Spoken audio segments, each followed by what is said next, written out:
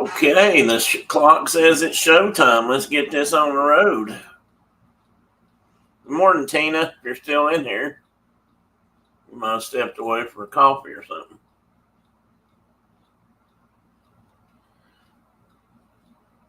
Why does it say I'm having trouble connecting?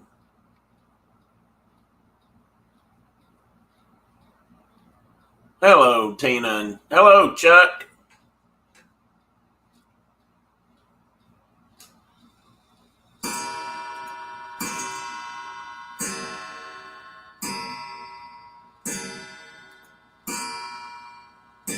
I am connected. I don't know why I got something over here that said having trouble connecting. Please check your internet connection, which I have done. And I happen to have the best internet connection I've ever had in this building. Once I got the internet squared away here, it turned out to be it was good. I did a good thing.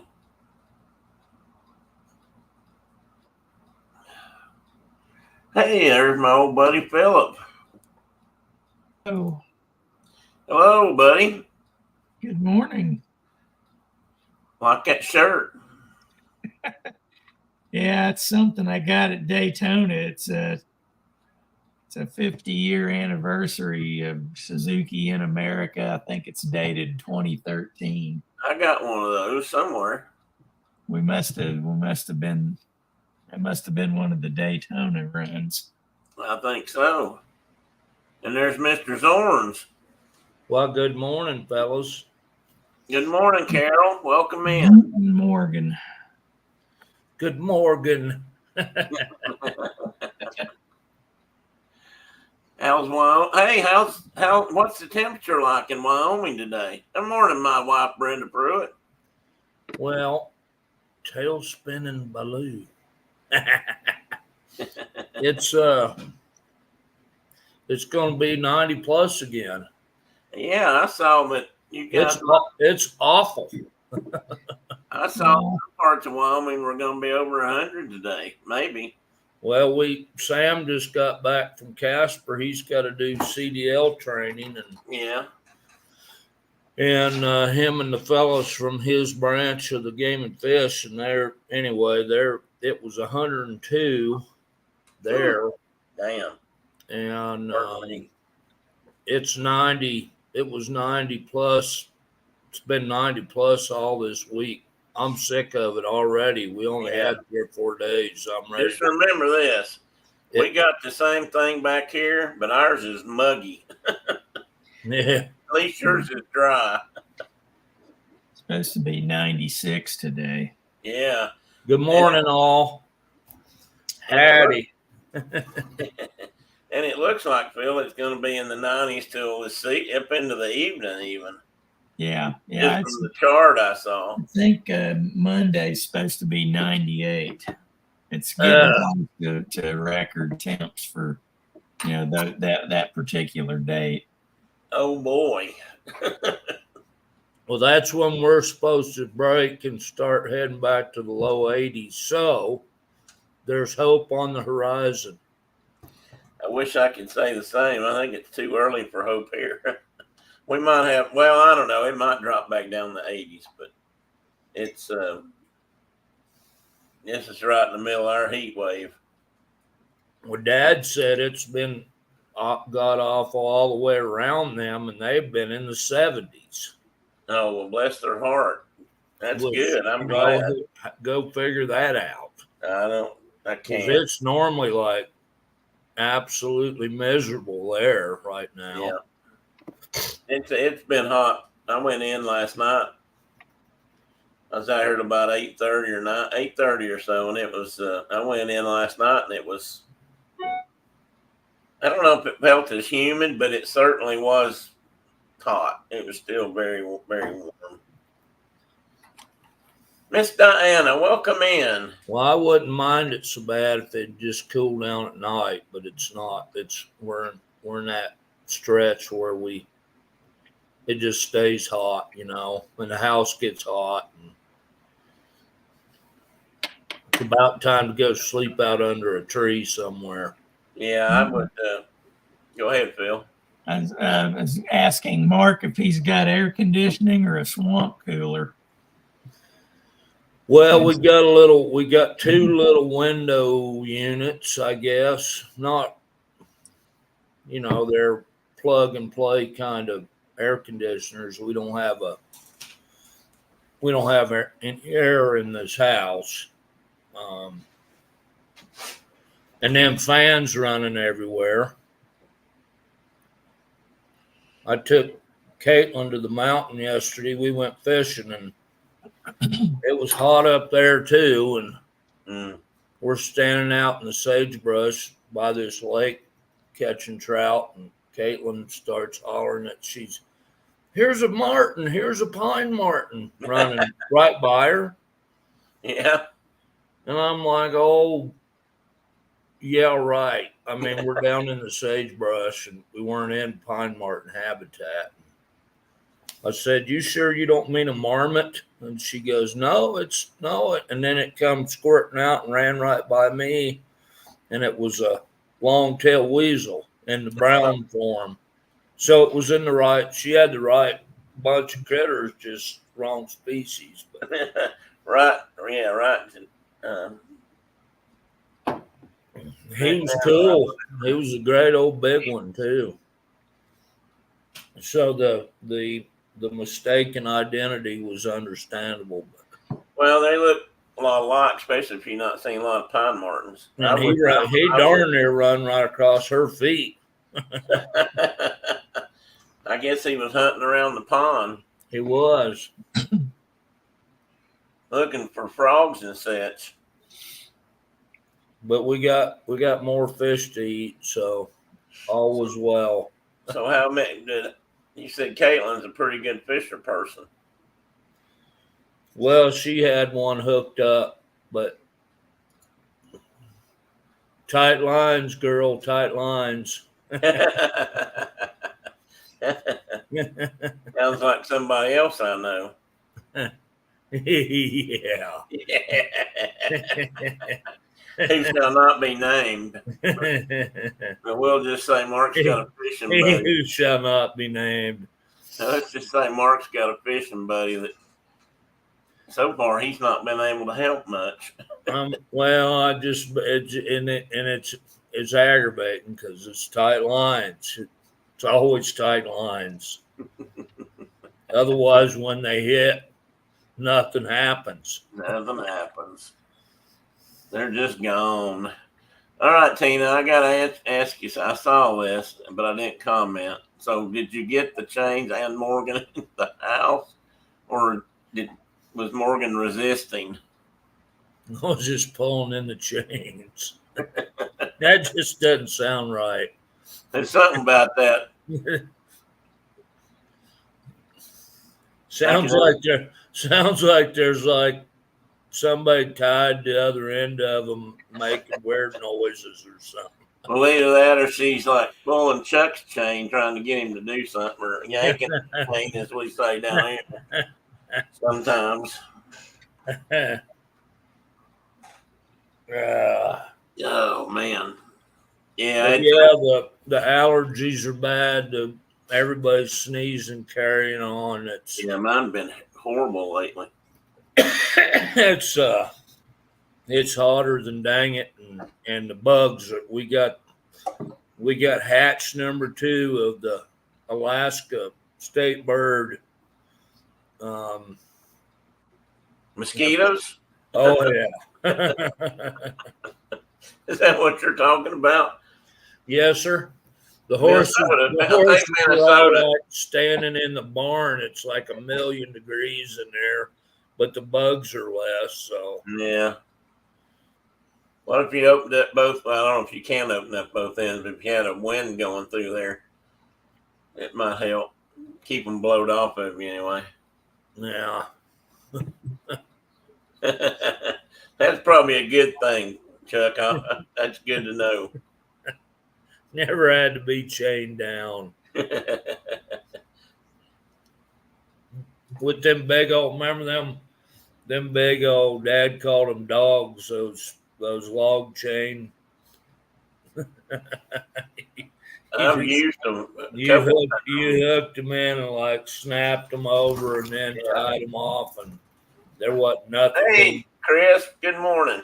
Yeah, we used to we at work we would batten down the bulldozer and the tractor and such on the Yeah. trailers with those things all the time. And I actually used them when I was a yonker or in high school, loading big off-road tires, earth moving tires on the back of trucks. We would chain them down.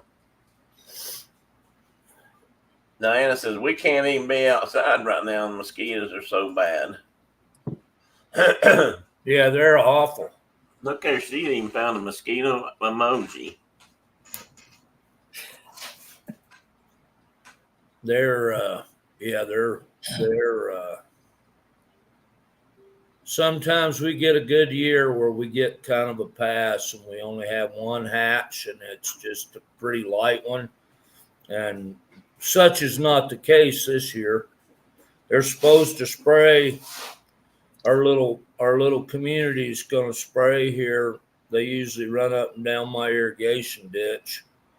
I bet. And just spray from the ground. They just spray from the truck. And What do they spray those with now that we don't do DDT anymore? I have no idea, Philip. I refuse to let them spray down by the river or anywhere like that. But the irrigation ditch is kind of stopped running, so we don't have a lot of frogs in there compared to everywhere else. But I don't know what it is. It's something that's supposed to just inhibit their reproduction instead of killing them outright, but I don't know. Are there martin birds out there? We have martins. Yeah. No, we've got tons of swallows. They got a lot of bats. So that's all the bird type mosquito control you've got then? Yeah, we've got 3 or 4 species of swallows and lots of bats. Bats, they talk about bats. Some of the small ones, even we got around here, eat tons. I mean, you could. If I said they ate their weight, you might not think that, but bats, given the size of them, they don't weigh but just a few grams, so they could probably eat that many mosquitoes in a good evening. Hey, good morning, Dawn, and good morning, Kay. I didn't mean to miss you there. We were just in the middle of something I didn't. Yeah, dragonflies. They eat mosquitoes too. Well, we got plenty of them. I was going to say about some places did spray on water. They would spray this almost like a surfactant or something that got the mosquito larvae and the adults emerging so wet they couldn't get out. I think that's kind of what they're using here is something that it may not inhibit reproduction, but it inhibits submersion. Yeah. But what they fail to realize is that by far and away, the vast majority of mosquitoes, especially in this river bottom country, they're not in a ditch or in the river. They're being born out there just in the weeds. And so you basically have to spray everything. And they're not really they're not in any significant water at all. So, but that's cool, Diana. I didn't know. Without mosquitoes, we'd be sorry. So, oh, I'm sure that that's. I mean, they're kind of one of those keystone species that everybody eats, Yeah, we don't always think about that when they're covering our back up with welts, but I got them right now. I was just getting ready to reach an itch right here. we were bat trapping down in northern Alabama, and it's somewhere near where the rocket center is, Bill. Huntsville. And there's a military base down there, or Yeah, it's still inactive, I think. Yeah, It was a missile site. They built or did something with missiles down there. it's a NASA place, and it's also an arsenal. Yeah, an arsenal. Redstone Right. Arsenal's there. But we were trapping down there along that area, and there was, I can't remember what river ran through there. It wasn't a big one, but it was big enough. The And Big Blackfoot. what? The Big Blackfoot. That's the river that runs through it. Oh, okay. Well, that'll work. Anyway, I'm sorry, I had to throw that in.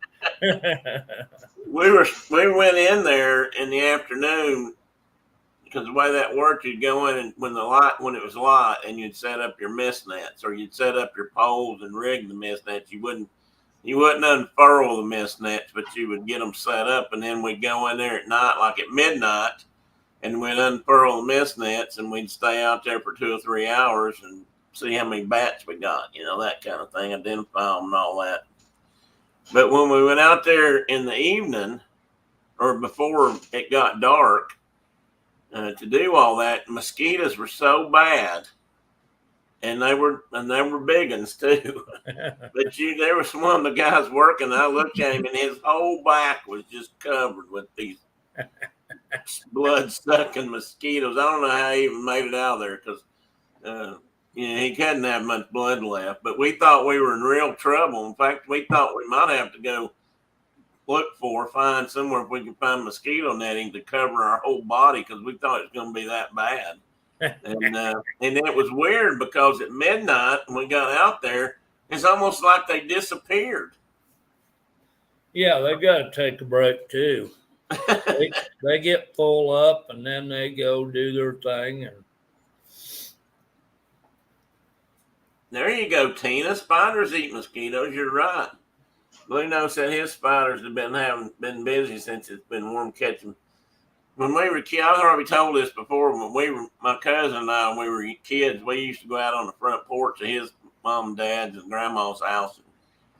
We would catch moths and bugs and flip them into the spider webs, and they'd come running out and they'd wrap them up. We just were fascinated by that whole process. Stupid country kids. Stupid country kids. Yeah. You'd be surprised what can keep you busy out there in the country. Don says we used to have beautiful garden spiders built under our eaves every year. They don't come anymore, and I miss them. They never came in the house. No, they don't come in the house. But you know what? I haven't seen one around here. Well, we hadn't been here probably long enough, but we used to have them at Mom and Dad's house, and we probably had some when we lived in Nashville, or I know we did in Nashville. But I haven't seen one up here yet, so I don't know if they're not around here. The big black and white and yellow ones with the zigzag. That's the one I'm talking about. Yeah, golden garden spiders. Yeah. Our guppies, Tommy had one. My cousin had one on he had a badminton racket hanging in his barn, and the spider used the racket as its web and built that zip string kind of back and forth Z shape kind of a deal, right in the middle of that badminton racket. It was cool. I'm like, that's cheating. Yeah, that's cheating. That spider thought she'd found her a nice. And it was sitting right there in the middle of that badminton racket, just like, they do. That's cool. Okay, I've seen them do that too, because you invariably walk through them, and it always amazed me that they could build them back so fast at night. They after dark, and you didn't see them, and then you go back out there the next morning, and there's a web covering the whole door, kind of thing. At least that's how they felt. That was the one thing I used to hate about squirrel hunting, was walking through spider net webs. Yeah. Those spiny back-ended ones that, like, you couldn't see them till you walked through their web. Right on your face. I've hit a few of those on the motorcycle with, and they'll be hanging down. They smack your face. They make a big splatter. Yeah, they usually splatter when they hit your face shield. Tina said she didn't. Otherwise, you're going. Try to dodge it, but you can't.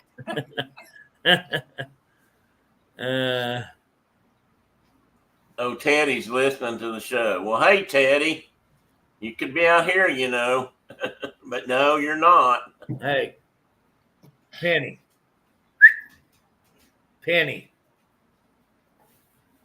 Oh, that's good. That's cool, Don. I remember I was introduced to that book in one of the grades in school, and I had a teacher that after we had lunch, she liked to read a chapter from a book just to, I guess, let people digest and calm down just for a little bit, and then they, then we'd go on with their schoolwork. But she read Charlotte's Web to us.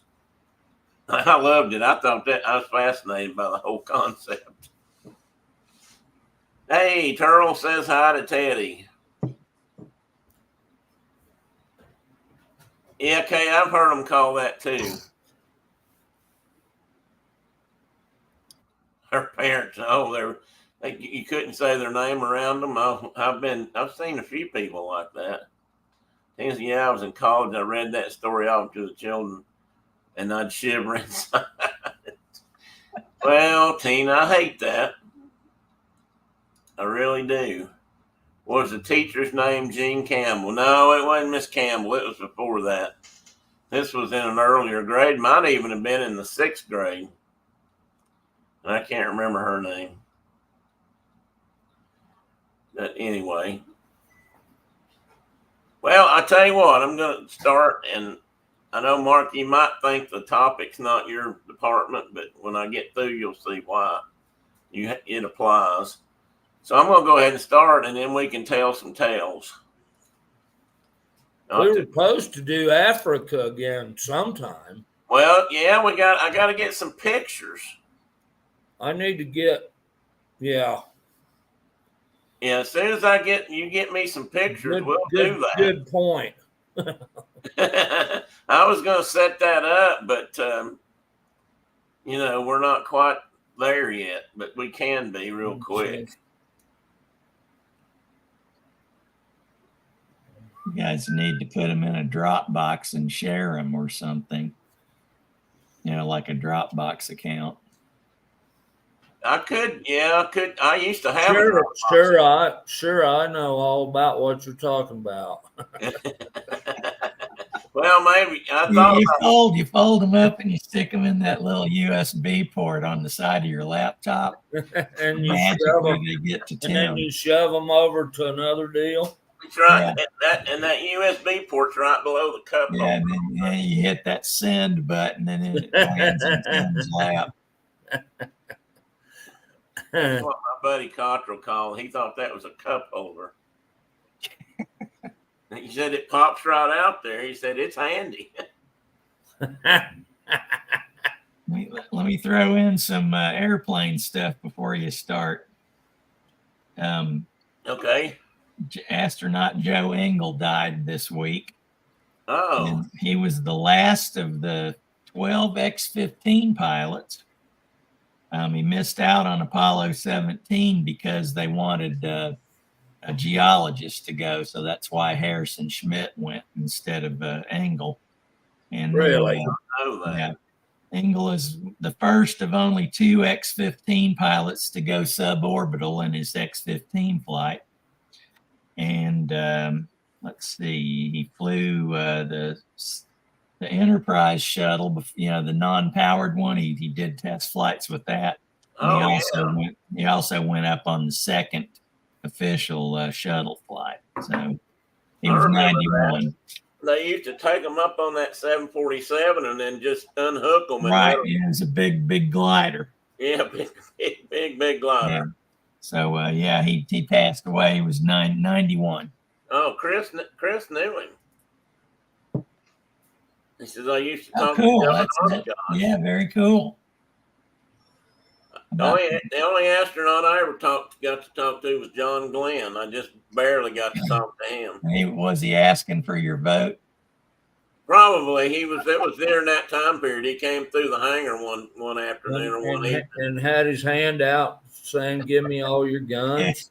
No, he didn't mention that. He just. I told him. I said, I don't. Whether I like your politics or not, I said I really enjoyed you being an astronaut. He I said came through. I want that signature. Is that at? Was that at Jet Center? Yeah, it was a jet center. Oh man, I don't remember that. Well, you might have been gone. In the evening, it might have been us. Oh, yeah, when you were on nights. Might have been because I was there for this particular time. I was there. It seems like Joe Mama was there, and maybe Mullen. Joe Mama. That's what we called him. I know. Joe I Mama. just laugh every time I hear it. Philip's the one I always heard saying it.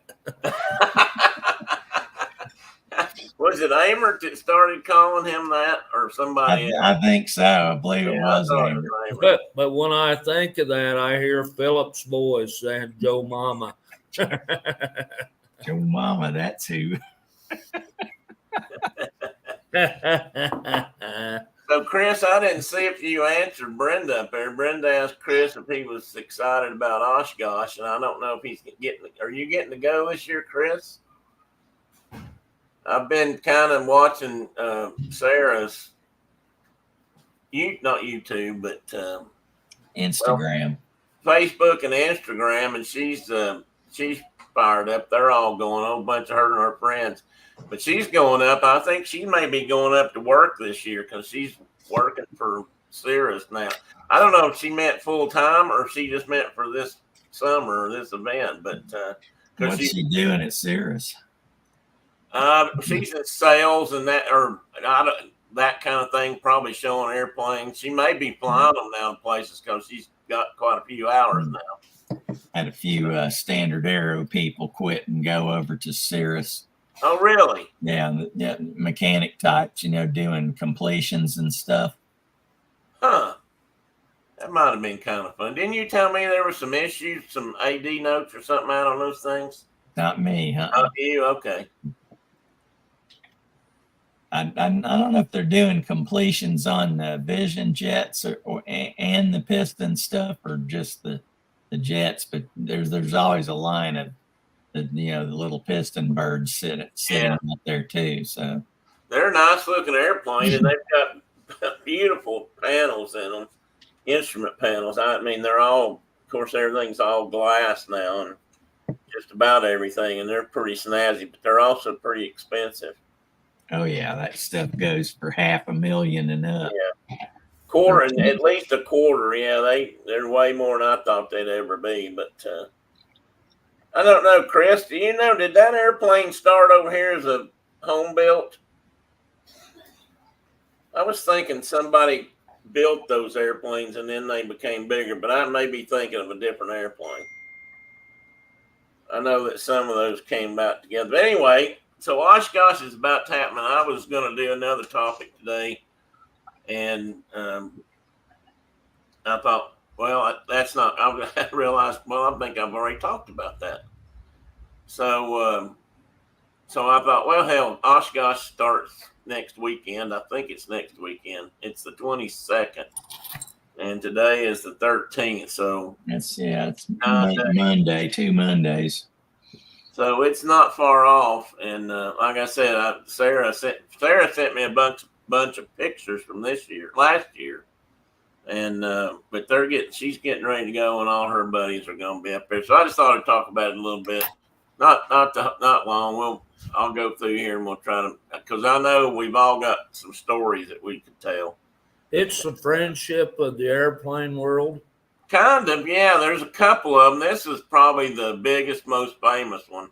The Fun in the Sun in Florida is almost, well, I don't know if it's as big, but it was my buddy Steve that got me into aviation. He used to go to Fun and Sun all the time because I think it's probably a little bit more manageable for him to work and do. He was trying to sell CB parts back then. I mean, at some point, which is a little float plane.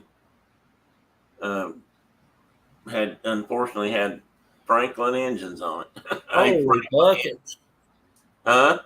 That's a long stay. 17th to the 29th. Oh, you're going down early and staying long. It ends on is it 26th? I think I put that somewhere. I've got that in here on the slide. Let me click one and see. Okay, all the usual business, guys. Hit that like button, subscribe to the channel if you're not, and leave a comment. And if you want to, leave a topic. If you have a topic that we've not covered that you'd like us to talk about or BS about or lie about, just put it in there and we'll. If it's not a certain topics, we won't have nothing to say. We can lie though. We can make it up. We can make it up as we go. So this is the guy that basically started the EAA, Paul. I can't say this right.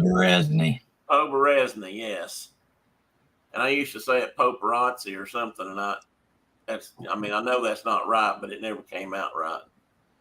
And his son runs things now, pretty much. But they started out kind of in his garage or his basement, I believe, or his workshop. Him and some other buddies that were building home builts at home. Now, he was a World War II pilot. He was 91 when he died in 2013. I didn't realize he'd been gone that long. But it starts the 22nd and ends on July 28th. So I was wrong about that. So you're staying the day after. And this is just an example of one section. This airport area is just covered with airplanes. And this is what they call Boeing Plaza. And even though I see a couple of non-Boeing airplanes there, I guess that doesn't really matter. But then, anyway, I guess that probably not got anything to do with it, actually. There's a Boeing. That's a Lockheed. At least I think that's an L-10. That's a Hercules. Anyway, that's kind of what it looks like from above. It's pretty interesting. But out here in the field, you find all the small planes that people bring in, and then there's this whole section of warbirds and a whole section of home-built stuff and ultralights now and light sport airplanes. Tina says that's a different thing, Tim. What's a different thing? Yeah, I have a soft spot in my heart for blimps too. I got to ride in a blimp when I was a kid, so I'd love to do it again just because. So what's the difference between a blimp and a dirigible? Well, a blimp is basically just a big balloon, soft bodied with airbags inside it. That's what gives it its shape and size. And a dirigible has a frame, a structure inside of it, and then there are pockets in that with helium or nitrogen. Yeah, so like the Hindenburg was a dirigible. Yeah, that has balloonets inside of it that were full. Theirs were full of hydrogen. That's why it blew up. So yeah, one little spark. Potpourri. I know how to spell potpourri. Is that a topic you want us to talk about? We've had some sense in our life that would make excellent potpourri, don't you think? No, we don't.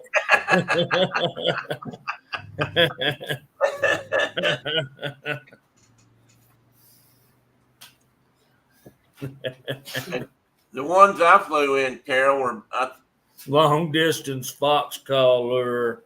That'd make a great potpourri. That's kind of what I was thinking.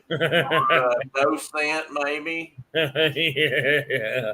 Dough and heat, dough and estrus, and a little skunk scent maybe to cover, on your shoes. We can make those kind of. I don't know what we'd make. We'd probably just scrape up some wood chips and pour it in there and put a lid on it real quick. And send it out to the masses. So anyway, I think the company would be short-lived. I'm afraid you're right. What any heck have I got on my shirt? So anyway, this picture is not fully explanatory, but this was taken from one of their sites. This is called Mass Arrival. And I didn't know this. Chris probably did, but if you have a certain type of airplane, say it's a Cessna 150, and you want to fly in with a whole bunch of Cessna 150s all at the same time or on the same day, then you can actually request a slot in the column, and you can fly in when all the Cessna but when a lot of Cessna 150s arrive, say on a Thursday morning or something at 10 o'clock. And I looked at that yesterday, and every slot for every kind of airplane was all sold out. So I guess they do take it seriously. Yeah. Tina says, yeah, I figured you guys would have a far different idea of potpourri than I do. You bet on that. I can promise you that. But anyway, I thought that was cool that you could fly in, like 150 Cessna 150s all at once or something, just one after another, or maybe some Cessna 190s, old antique stuff like that. It'd be pretty cool. Oh, or Corsairs, that'd be cool. Cessnas to Osh, Bonanzas to Osh.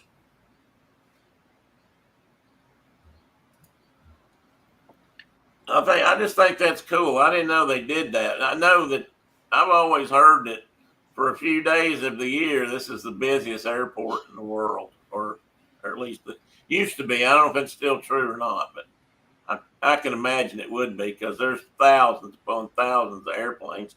And a lot of these people are just there to have fun, so they're flying all that. They get up and fly. They go fly with their buddy, or their buddy takes them flying in a different airplane. They get out and do that kind of stuff. So there's a lot of activity going on besides the air shows and stuff. And they do things every year like celebrate anniversaries. So this year they're celebrating Aranca, and Aranca's 80th birthday is this year, I guess, which I was surprised by that. I thought they'd been around longer than that. Maybe this is an old one. I thought it was for this year, though. They arrived the weekend before the opening day. Okay. Well, that goes back to 1944 if they'd been around 80 years. Well, 44 might be right then. That sounds about right. Yeah, that's probably right. For some reason, my math was off. I was thinking the early 60s, but I don't know. I guess I thought this was 2042 or something. Philip's brain just calculated that. There you go. Yeah, much quicker. Notice that. I was wrong. He was right on. You need a calculator. Nope, I've got a Philip. I got a Philip right here. No worries. But those are neat little airplanes. And I don't remember. Were these side by sides, Phil, or were they tandem like a Cub? Maybe you don't remember, but it looks tandem. It does. That guy's sitting pretty far back. Taylor Crafts were always similar airplane, but they were side by side seating. Yeah. Yeah, my power plant instructor had a Taylor Craft. I love these old airplanes. I think if I was going to have an airplane and fly around, I'd love to have something like this, or a Cub. I think that'd be a hoot. And this is another one. This is a Helio Courier. And I can't remember what, this is their anniversary, but I don't think it said which one. This might be their 60th. They've not been around as long as Aranca, but nowadays, the only ones I see, these things are popular in like Alaska and maybe parts of Canada and other parts of the world where you need rough and tough STOL airplanes. Do you remember Glenn Deligdish from Con Air? He worked on those when he worked for Wycliffe Bible Translators. Oh, well, that makes sense. They would use something like that. Yeah, he was in the Philippines, and he was talking about how they'd land on the side of a mountain, more or less. Well, I'll tell you, I'll talk about this more in a minute, but some of these newer STOL, which stands for short takeoff and landing, specialized like bush country planes, or planes that are designed to operate out of what's the right word I'm looking for here? Places where they have smaller strips and rough strips and dirt.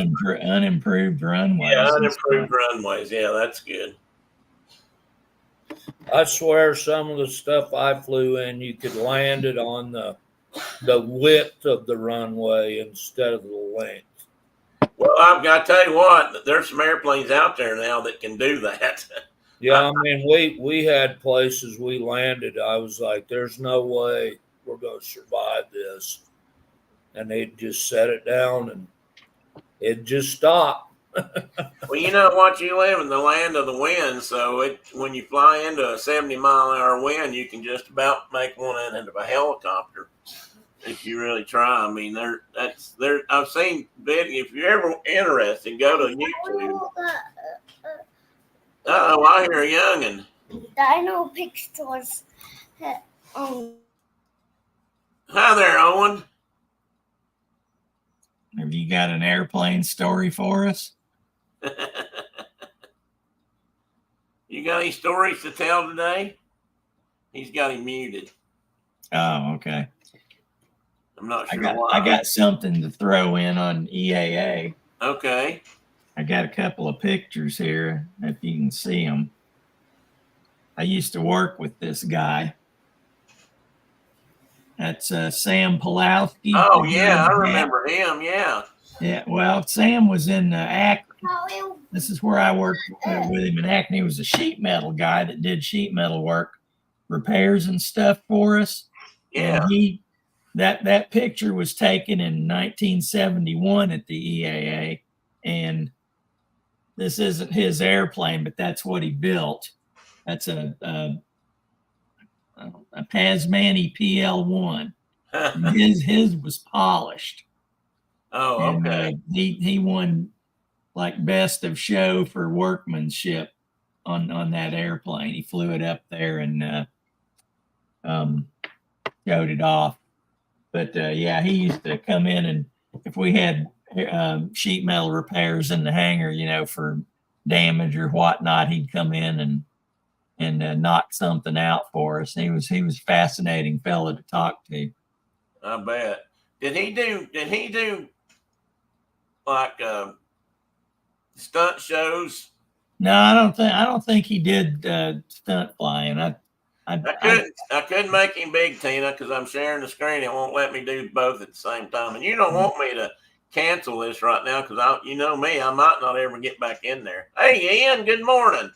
Okay, Mark, Ian, I got to talk to you about something. Mark has decided that you and Mike might be the same person because usually when you're here, Mike's not here, and if Mike's not here, you're here, or vice versa, whatever I said.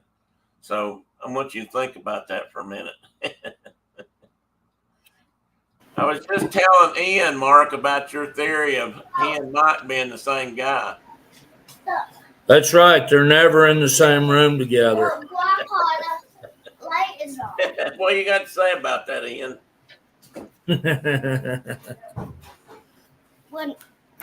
I just heard her. Look. There she is right there. Who's he looking for? Caitlin. He the only one you got this weekend? No, we got both of them. So we Blue Nose pointed out something, Chris, that they have STOL contests, and they do, and it's unbelievable what some. We are both busy. I'm not very good at adding randomly in my sentences. Do love donuts though. See, there's a clue right there. He does love donuts.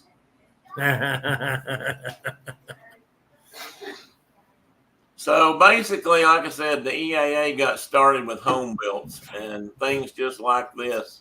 I don't know the names of these, but Chris, if you do, feel free to throw those in the chat. I forgot to write them down. I mean, I do have them in my folder, but I don't have my folder with me at the moment. But these are both airplanes that were built in somebody's garage, basement, or barn. And this one, well, the bottom one now is an ultralight. I believe that's still classified as an ultralight. And I just noticed it has no nose wheel Maybe it has a tail wheel. This is an ultralight, I'm pretty sure. But this upper one for sure is a home built. And both of these type airplanes play a big part in the fly-in. And this is where they originally started. And this is where Paul was the president still, and his son was something, maybe vice president, Gene Sosi and Bob Hoover, two of my favorite acrobatic pilots. I got to see Bob Hoover fly a couple of times. And that guy could fly a twin commander better than anybody I ever saw. He could cut both engines on that thing and fly it around and then land it before he ever put power back on it. You would do a loop, and then land it. Yeah. With no power. He was a very and he flew P-51s, but I don't know if he flew that in the war or if he was a test pilot during the war. I can't remember. I think he might have been a test pilot. Well, he was after the war for sure. And then this little airplane at the bottom corner is a BD-5.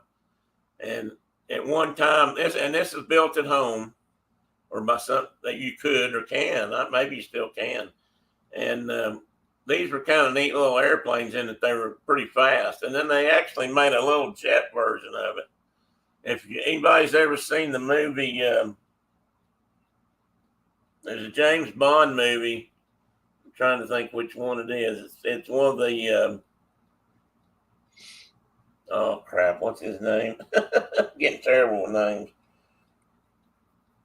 The middle guy, the middle Bond, the second Bond. Actually the third Bond if you count one that didn't stay but one show. Anyway, they made a little jet version of this, which I always thought would be really cool to have. I don't know how. It probably didn't have any range to speak of. Chris said he was lucky enough to see Bob Hoover before he retired from air shows. Yeah, I got to see him a couple of times. I think one of them was in Florida when I lived down there, and it could be. No, I think I saw him fly somewhere. Roger Moore, thank you, Don. I saw him at the Cleveland Air Show before I moved to Tennessee, so that would have been 79 or 80. Well, I probably saw him in the mid-70s while I was at Riddle, and then I think I saw him at another air show, but I don't remember what year it was. Anyway, Bob Hoover was, and Gene Sosi, I can't remember maybe he's the one I'm thinking about. Chris, do you remember if one of these guys used to do the drunken pilot routine in a Cub or a small plane? Because that used to be that was a fairly common stick they used to play at air shows. That started back in the Barnstormer days, but somebody'd be standing at the microphone talking to the spectators, and somebody'd wobble out and weave out, like they were 3 sheets into the wind out to the airplane and he'd get it started and he'd take off in it. And of course he was bouncing it and on one wheel and then another wheel and up and down, and he'd fly it every way but the right way, and then he'd eventually get it landed, which to do all that stuff, he was a pretty darn good pilot. But it was kind of a fun routine. And these are more versions of ultralights. I think all of these. This one might not be an ultralight. This is probably a sport light or light sport, but these other two are. And you can see some of them actually kind of look like an airplane, and this thing down here looks more like a airboat. Death trap. Yeah.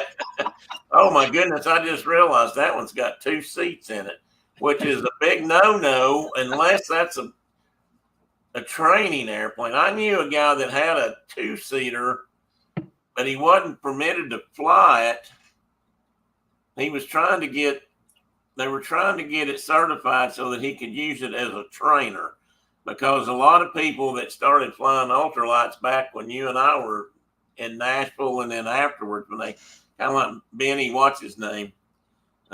Benny Boykin. Yeah, they take off in the damn things because they could buy them, And you don't have to have a license to fly them, but they take off and then crash in the woods or something because they had absolutely no idea how to fly the thing.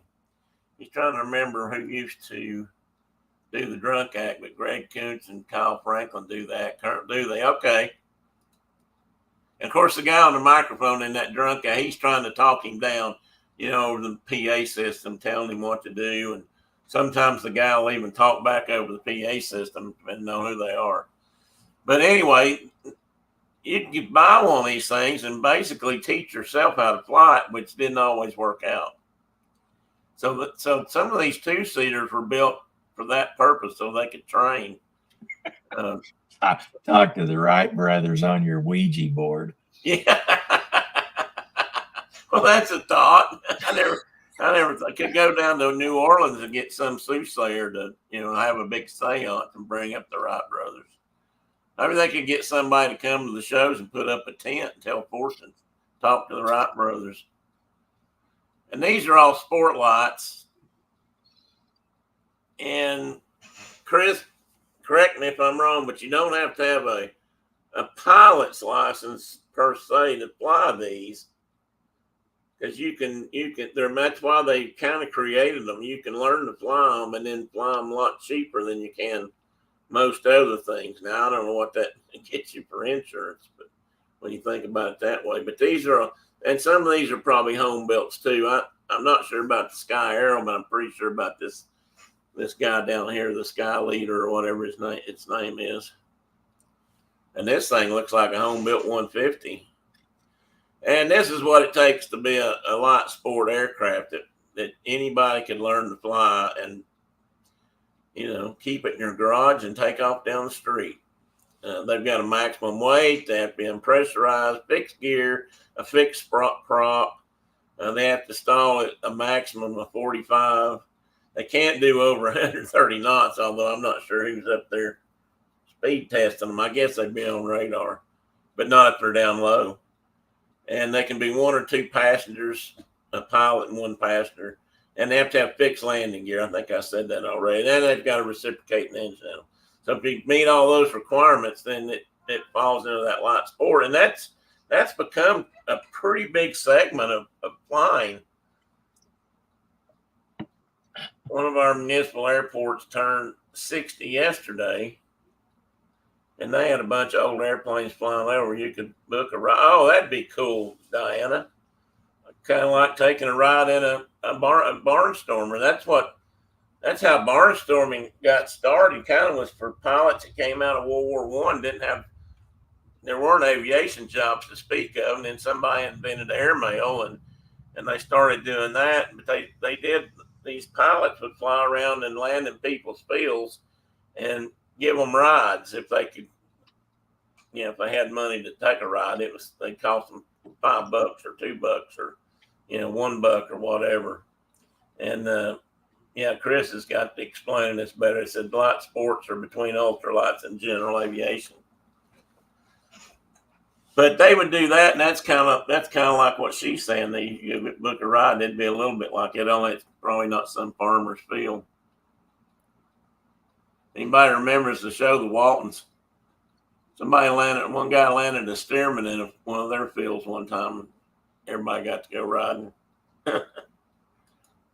and then what's his name became I think he joined the Air Force or something when he got old enough. The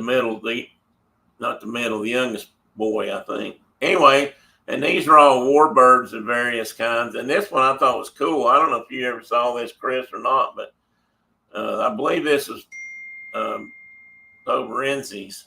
That I'm not saying that right still. And it's a P-64, which I never heard of this. And it looks kind of like a new version of a P-38 or P-47 Thunderbolt. So I don't know, Chris, if you know anything about it, by all means, speak up. And I put these two up here for Chris. These are a couple of his favorite warbirds, that he's worked on at least or worked with. And that's a TBM Avenger, which I think we talked about 2 or 3 years ago when I had Chris on the show when I first started out. P-38, Phil and I got to see one of these fly. They dug one of these out of the ice in Greenland. Greenland. Out of a glacier, and they rebuilt it. Boy, it was squished too. They rebuilt it just not far from here in Middlesboro, Kentucky. The guy we used to work with signed it off for return to service. Don. Oh yeah, that's right. I forgot about that. Yeah, he did it under his he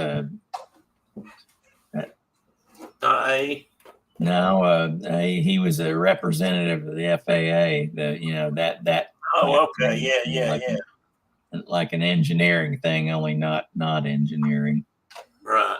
Basically, just making sure they did a good job. I think that airplane wound up in California, or it may be in Texas now. But the Kentucky Fried Chicken guy there in Middlesboro passed away, and the kids gave the airplane up. So. Oh, okay.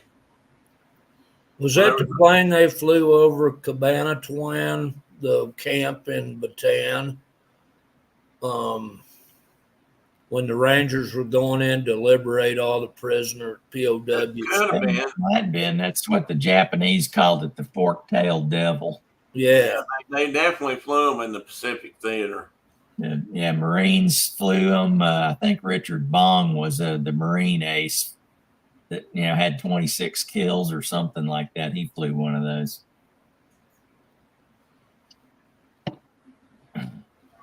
So basically, well, it's not a trainer though; it's only one seat. Well, that's cool. If there's one up there, I wonder if that's his old one. And they say they're pretty rare. I've never seen one.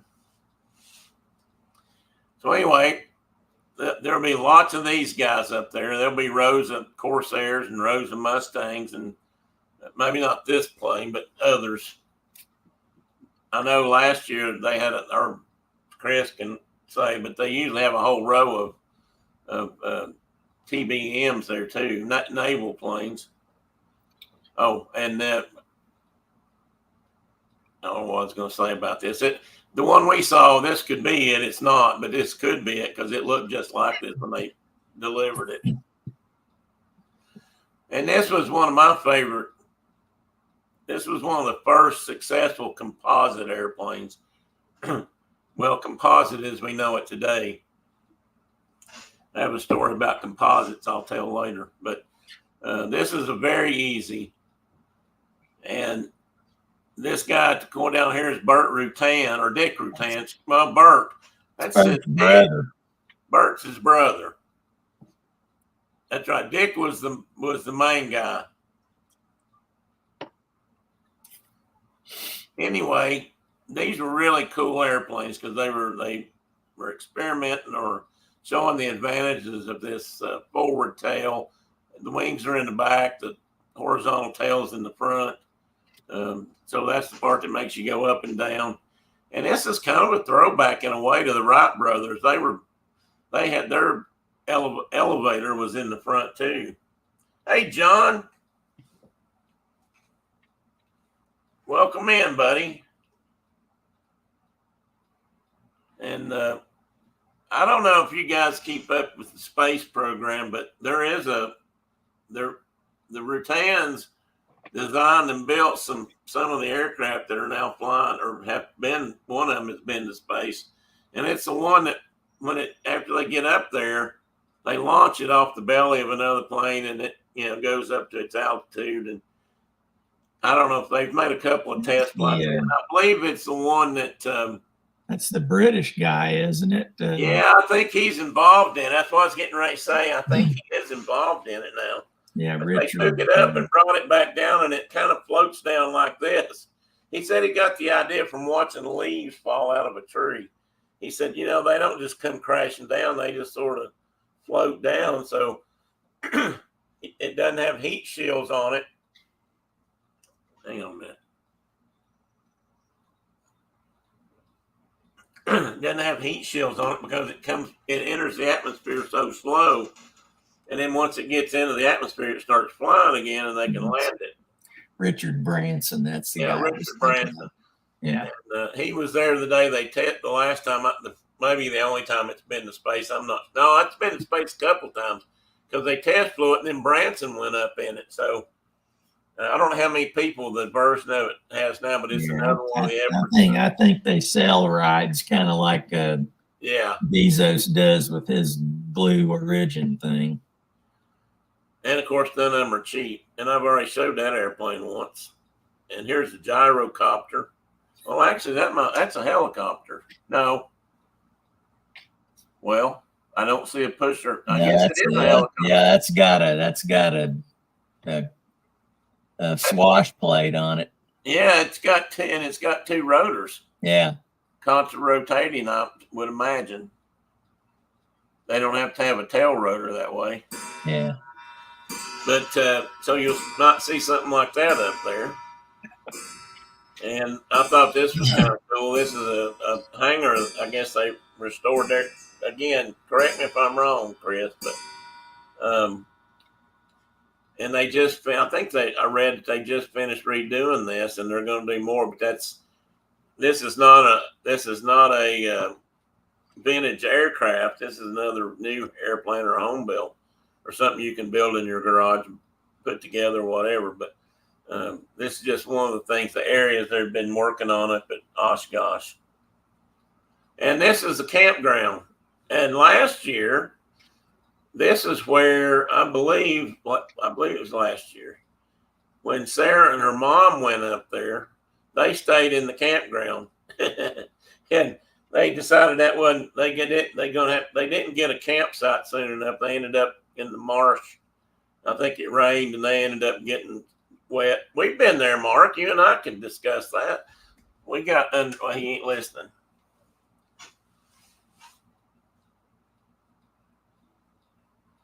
I'd like to go see that, John. Okay, Pioneer's right by the. Well, I'll get that in a minute. I'd love to go out to the boneyard, John. I've looked at that for years, and I think it's amazing what all's out there. And he says Pioneer Airport is right by the EAA Air Museum. And Carol says, I love the idea of someone lovingly building their own plane.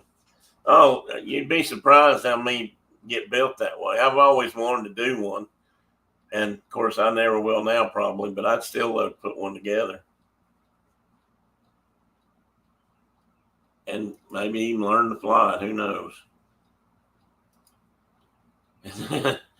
I see these around here. We used to see these up north of Knoxville occasionally, these flying parachute looking things, parasails. And I think this falls under an ultralight division, if I'm not mistaken. Hey, Cherie. Hope you're enjoying your lunch. I'm guessing you're on lunch break. I put this in here because they do a lot of workshops up there, and this is one about either rebuilding wooden wings or maybe how to restore a wing and then cover it with fabric. Airplanes like the one above aren't sheet metal. They have some sheet metal on them, but most of them are fabric. And I think that surprises a lot of people. And then even up to modern day airplanes, when they were all aluminum, they used to put fabric tail surfaces on them, and maybe ailerons too, because they thought they were easier to. Our Twin Beach was at school. It had every flying surface, including the flaps, were grade A fabric. Morning, Dave Cantrell, excuse me. He says he's ready to party. Tim, Mark, and Phil is with us today. So we'll go right here. And this is the Cirrus. The airplane here in the middle is what Sarah who she is working with now and getting to fly some. She's been in the jet, but I don't think she's got to drive it yet. I'm not sure about that. She may have. I put this in there because this is Boeing's Dream Lifter, and this is what we call a guppy, or a version of a guppy. And I'm not sure what this one was made to fly. They were all designed to carry heavy loads and oversized loads. And they literally used to roll sections of rocket into these things. And In fact, that might be what this one did. It may have carried pieces to of the space shuttle. I'm not sure. I do remember reading about it, but I don't remember exactly what they did. And again, Chris, if you know, by all means, or Phil, if you know, I don't. Because there's another one here.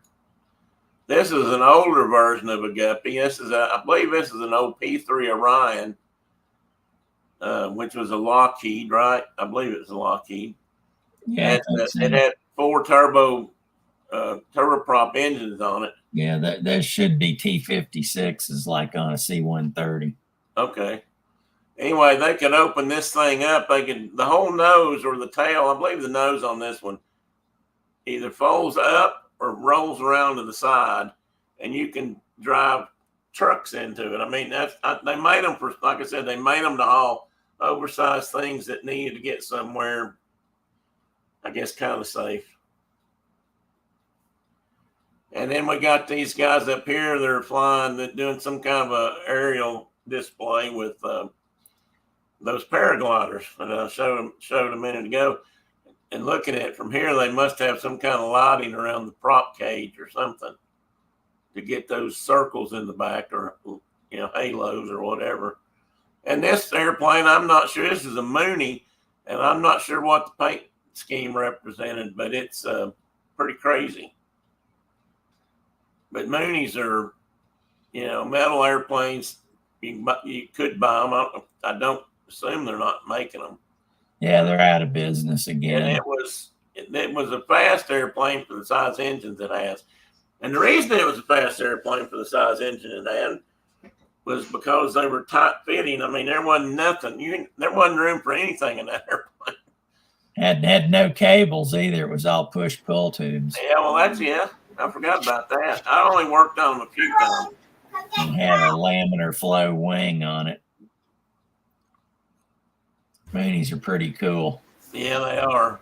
I mean, so Mike's in the show now. If Ian's still in the show, if he can confirm that he's indeed a separate human, that would be cool. He might be sitting there with 2 laptops.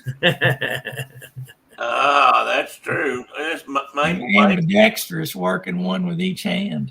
Mark has a hypothesis, buddy. He says you're never here. You and Ian are never here at the same time, and he's decided that you guys are one and the same person. And so, if you're not, prove it. Prove it. Ian, if you're in here, speak up.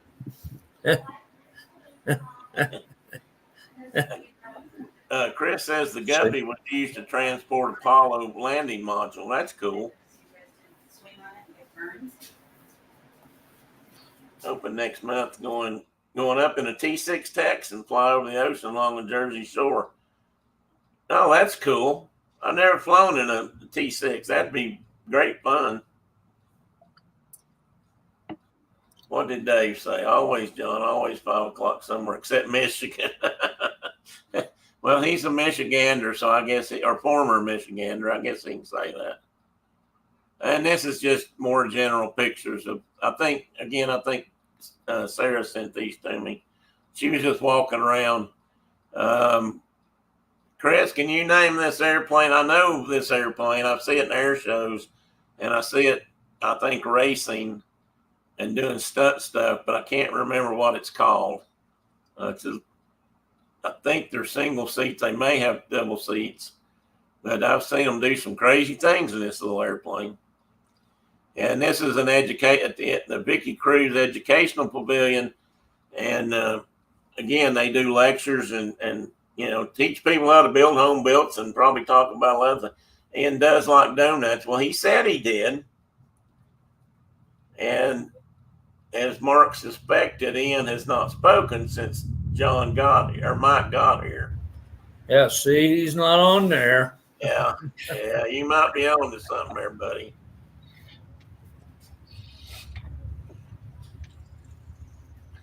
A parade of motorcycles just went by my house. By your house? By my house. And this is, I don't know how often they do this, Chris. You knew probably. Is this more than once a week? I mean, they do this every night at the show, or is this just at the end?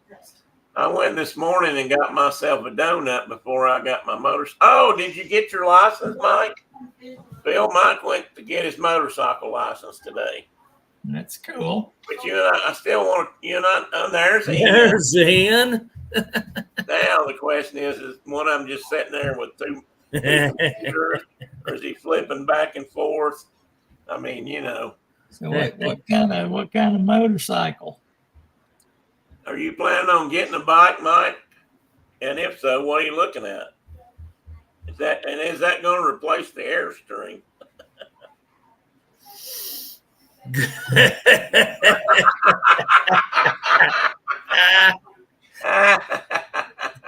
Good one, Ian.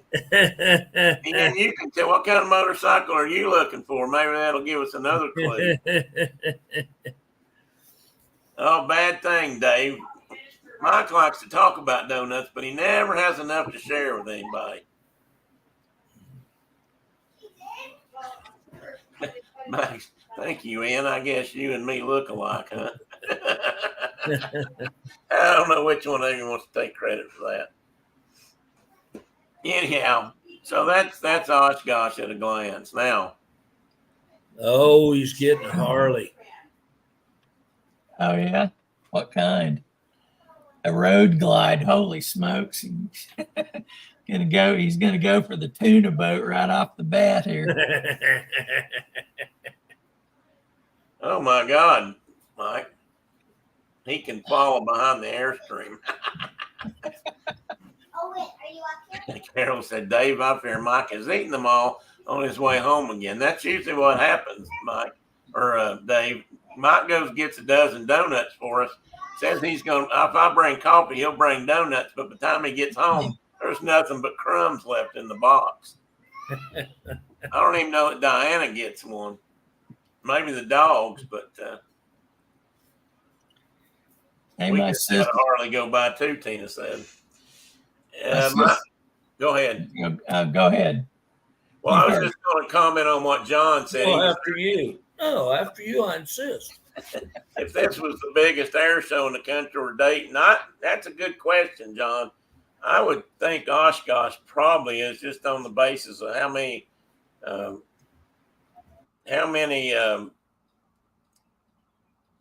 home builts and things there are there in antique aircraft. But I don't know what all comes to Dayton. I've never seen it. You've been by there, Phil, but it wasn't an air show weekend. Or did you get to go? We just went to the museum on the bike trip a couple of years ago. Yeah, that's what I thought. Yeah, but anyhow, that's the best thing you can do, because it's free. Yeah, you can spend a long time in there. Oh, I bet. And still not see everything. Brenda and I are supposed to go to Washington, D.C. sometime. Go big or go home. Yeah, I saw that. I started meant to put that up. And if we go, I want to go see something at the Smithsonian, but I don't know which. But I probably can't stay out of the flight part, and then I'd love to go see the history museum, what they call it, where all the natural history museum, I believe. At the Smithsonian? Is that what Yeah, yeah, I mean, there's like 5 different museums at Smithsonian. Yeah, but there's the newer airplane museums out at Dulles Airport. That's the Udvar-Hazy. Yeah, that's right. Udvar-Hazy Center. Well, maybe I can do that too. Or maybe I can do that. I don't know, but I'd like to go see some of it. Where'd Mark run off to? He'll be back. He's probably chasing kids or something. Maybe the dogs. I wanted him to be present when I threw in what I was going to say a while ago. Okay, well, hang on to it then. Yeah. Wait till it comes around on the guitar. Yeah, that's where he was at, John. They were traveling through that part of Dayton and that part of the country. I'm trying to make it says I have to get my passenger's license. It's a 3-tier license here in Manitoba, so could take Diana with me on the back. Diana, are you agreed to that yet? Well, Mike, will they let you buy a Harley with that 3-tiered system, or do you have to start small and work up big? I know in other places you have to start like England. I think you have to start out on something smaller than a 250cc, I believe, and then you can move up to something a little bit bigger, and then finally you can get your full blown license. And I don't know how. There's a time period in between, so you can get a little experience, which I actually think is not a bad thing. Because too many people buy too much motorcycle and then wreck it. Or kill themselves. Or kill themselves. I wasn't going to say that part because Diana's in here, but yeah, Diana, you can get your own license. There's a lot of women riders around the country. Just look on the internet. And start with a Vespa. It's like a Harley and go-kart for them. I probably believe that. That's a good one, Ian. Now I have to find a bike that fits my size, and that Harley Road Glide is perfect. Well, that's a good point. That sounds like Big Ed. Yeah. Yeah. It fits me. It doesn't fit me. Yeah, we used to know a guy that he bought motorcycles and changed them about you guys had the darndest set of names for people. Well, we had 2 Eds in the club, so Big Ed and Little Ed. He was a big, tall guy, and then Big Ed was Joe Mama, and I mean, well, there's some other names out there too. And Amert. Well, that was his real name. I know, but Venezuela. Now, Phil was going to tell. It's not a name you hear every day. No, it's not. Phil was going to tell a story. So go ahead. Well, no, I just was going to throw in something, to get everybody back in the Wayback Machine. My sister was on Mackinac Island a couple of weeks ago. So. We've been there. Yeah.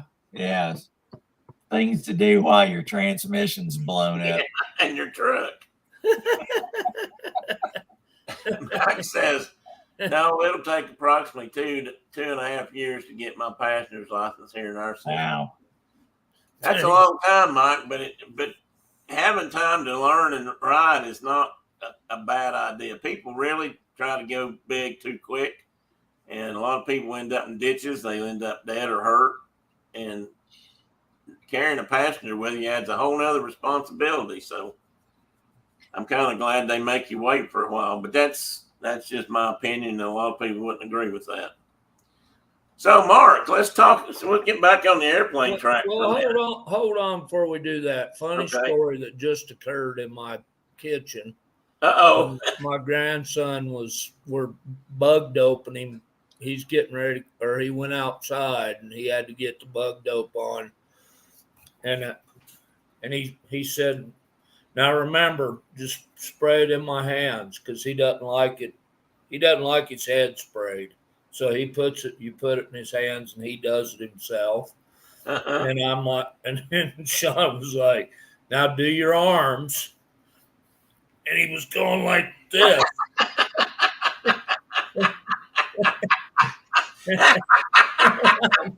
I'm just like, he's such a cute kid, but he was like, I can't. Now, this is the see-through kid, right? Yeah. Well, that'd make it easy on mosquitoes. They could find the veins real easy. Well, that's what, like I said, he's the best bug dope on the planet if he's with you. Because they're like, let's get that we can see his entire circulatory system. Let's get him. Like so then he has to go back to do a road test to get his passenger license. That will allow me to ride at night and carry a passenger. Then I'm on 16 months probation again. Oh, wow. They really do take it out for a while. Holy buckets. Especially when you consider that you're flat country, probably no curves. I mean, you get to turn right and left. But hadn't seen, Shelley's been in here, John, but not recently. I'm trying to remember if I just got a note from her. Seems like she commented on something I had put out on Instagram. But I'd have to go back and look now. But, okay, now we're back to airplanes. Back to airplanes. Mark, Tell us about some of your most fun experiences in an airplane or a helicopter. Well, I did almost all of my flying below 300 feet, Yeah. like 90% of it. And I have hundreds of hours in aircraft, relying on the skill of other human beings while I was counting creatures. And it was, really dangerous flying and lots of close calls, lots of hard landings, lots of. Did you ever have one? I remember in a helicopter one time we were flying along at about, I don't know how high we were, 100 feet, 200 feet maybe, and all of a sudden, like the nose there, the helicopter just tips forward, and we start screaming towards the ground.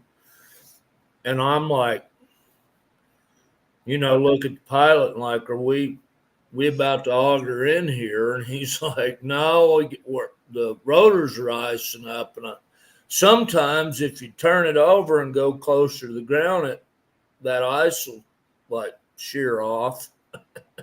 And I'm like, I never really thought about rotors icing up, but they can't believe that I survived all that. And well, guys said, we were mugging sheep. And tell them what that is. When I tell you to get off the skid, you get off the skid. Go, go, go. Well, you shoot a net over a sheep, a bighorn sheep. From a helicopter. And then you're standing on the skid. That you got a gunner and a mugger, and we didn't do it very long, and they made us stop doing it. I wonder why. Well, we'd done it years before I started, but then I was at the tail end of the adventure, and they were like, okay, so when we shoot this net over one of our other personnel was the gunner. I always ended up being a mugger. And they shoot the net over the sheep, and then you jump out of the helicopter and wrestle the sheep down, and you get it all wrapped up and hobbled up and ready for transport.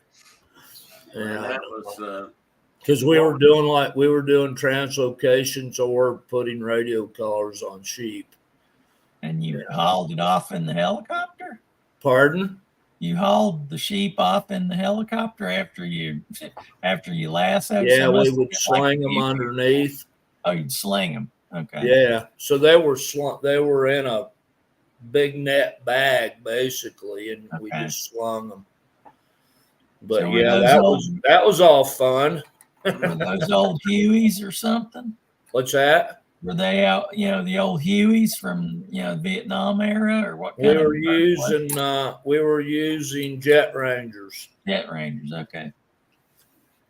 And then but I flew a ton of time in, what was the old MASH helicopters? Those 47s. Yeah, Bell 47s. Spent a lot of time in those, just like counting deer and things. Yeah, and we had times where the wind was blowing so hard you'd like come up over a rim and get into the wind and like, okay, let's continue westward, and the wind would be blowing so hard you'd just sit there, and we'd have to land. That sounds like what Tina does on a daily basis with the hounds. Oh. Hey man, I gotta go up here first. Yeah, let's swap out the seats. That's Tina. Would you agree with that? Oh gosh. John had to go out to a missile silo on a UH-1.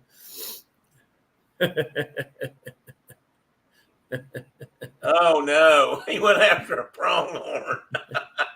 A few of them, and half the guys got sick. I believe that.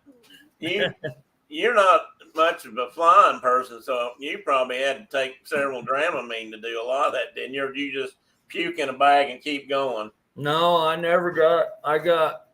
My first. Oh, probably my first year, I would get kind of ill, kind of queasy, and the old pilot I flew with all the time, he finally is like, "Well, you just need to stuff your belly and eat a lot." And we'd go to like a Greasy Spoon or something and eat a big old meal, and then I was fine. I flew for Really? years with no. I never got. I got sick one time in we were classifying elk, and we were having these huge herds, like 1,000 head elk, Wow. and we were classifying them bulls and cows and calves, and we were in a Hughes 500, that little sports car helicopter, Yeah, a flying egg. and that was a Loach, wasn't it? Yeah. And Military. but God dang, it was so nimble and spun around on a dime, and so we'd cut 100 head or so out of that big herd of elk and push them off to the side, classify them, then go get another batch. And all of a sudden I started just getting hot, and I'm like, I think you need to land. That's a bad sign. And so we landed, and I'm like, that's the only time I ever actually got physically sick in an aircraft. But and I wasn't in the aircraft. But Well, you get hot first, and then your mouth starts salivating, and then it's too late. That's kind of how it goes with me when I've had that. I get kind of like that in a car now. But we'd get so, the winds were always so awful in eastern Wyoming, and bumpy and crazy landings we had to do out in the middle of nowhere just so we didn't die. And I did that a lot. Well, when I first started, I went to school in the early '70s, mid '70s, we'll call it '75, and most of the helicopter pilots I knew then and met later were Vietnam trained. I only ever knew one civilian trained helicopter pilot. Yeah.